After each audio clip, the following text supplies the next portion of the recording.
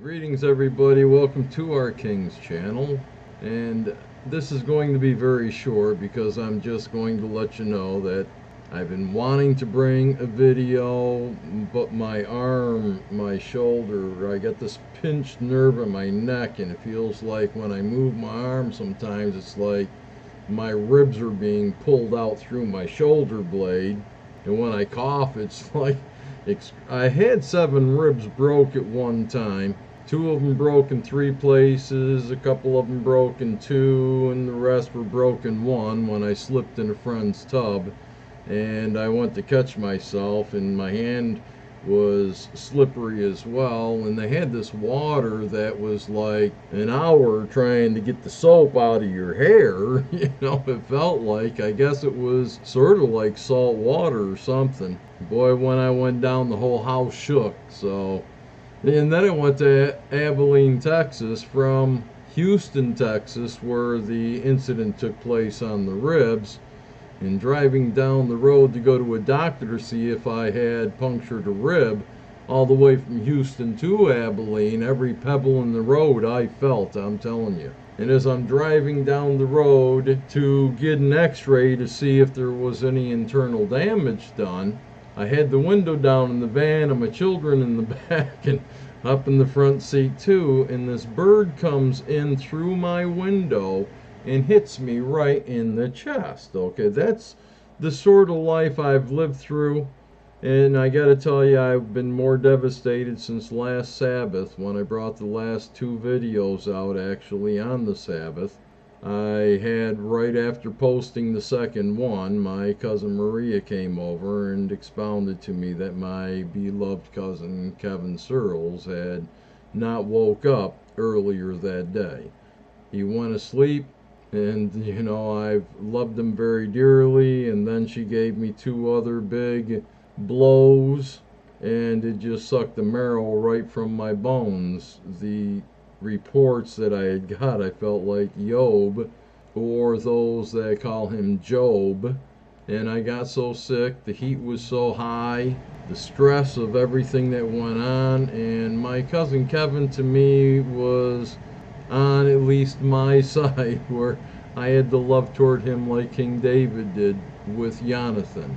It was a love above wives, it was a love above everything except for, in their span of life, a love that was not above our Heavenly Father that they had, because they'd still, if one of them sinned, they'd have smoked the other one for doing so.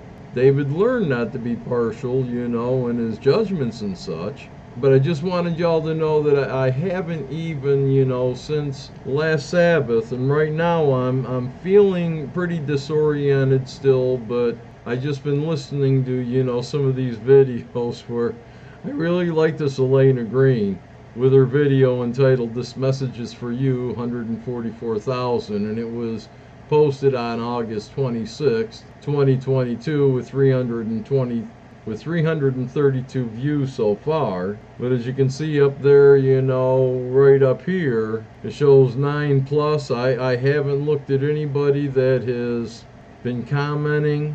My emails, my regular email address, I haven't looked at since last Sabbath, and it's going to be a horrible task after this Sabbath to get to doing, and I hope that I feel well enough to do so. But I've just been so ill, my friends. So if anybody has been trying to communicate with me, please understand that I have been very ill, but I got through the week. I'm on a following Sabbath. My beloved cousin is sleeping, and I no longer have to be concerned about him every single day, hoping that he'd come and knock on my door again. And I do want to bring out a video showing some of the tales, that took place in my cousin's life and my life. We were pretty much inseparable. Like I say, I got clobbered by the news that he wouldn't be waking up again, and that he had died of lung cancer, which would explain why I hadn't seen him, though he had been coming over regularly, several times a month. Last time he left his wife's glasses at my house, and I it's what survived the fire in Taberg because I put them in my pocket, but I haven't heard from my cousin since I got burned out in Taberg. And I thought it was something that I had done, but now I understand that it wasn't something that I had done, but it's the character of my cousin. You know, he didn't want me to see him when he was suffering. And I believe because he had a appointment with a doctor that was coming up shortly after our last visit, he just never contacted me again. And I did try to contact him, but he never answered. And so now I understand it wasn't something that I had done, but he was trying to protect me from what he deemed was inevitable. And so he fell under the doctor's curse, and it became inevitable, I do suppose, because we was very close. Close enough that he had told me that, you know, from the house that I was burned out of in Taberg, the last time I had seen him, he had pointed across the road, and there was a pasture across the road with a big hill. And he said, you know, Al, he says, I haven't told anyone about this. He says, but I got to tell you. I says, oh, yeah, well, what's that, Kevin? He says, well, he says, remember that old BB gun I used to pump up? He said, and you had your El Dorado, and I had, you know, this old pump up action. I said, yeah. And he said, I pumped it up a couple times, and there was this big old bull right over there across the road, he says, and he was facing away from me. And he said, I aimed, I fired, you know, and I hit him right in the, I'll substitute the word that he said with testicle, just so no one will get offended. He said, and that bull jumped up in the air and turned around and looked at me. He said he came right straight through that barbed wire fence like it wasn't even there. He said, I ran up on the porch, I ran in the house. He said, and Grandpa was sitting there and said to me as I came in, he says, Kevin, you little son of a bitch, if that bull comes through the house, I'm going to kill you. And if it don't, I'm going to kill you too. You know? Kevin said that bull came right up on the porch and looked in the door and was snorting. It had snot all over the door where it was snorting.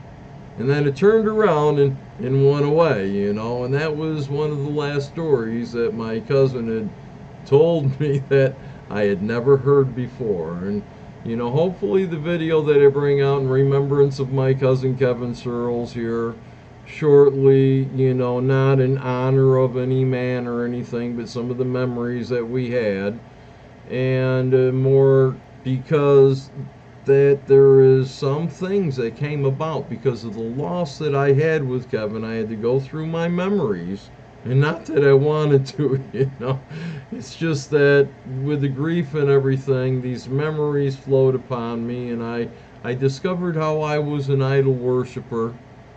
Not even just an idol worshiper, one that contributed in the creating and making of idols and selling them as well, that I had forgotten from my youth.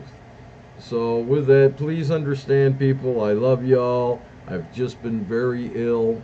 So if you've tried to comment me and I haven't answered you, if I'm still sucking air, I will. So make an album with that. I love y'all. Bye.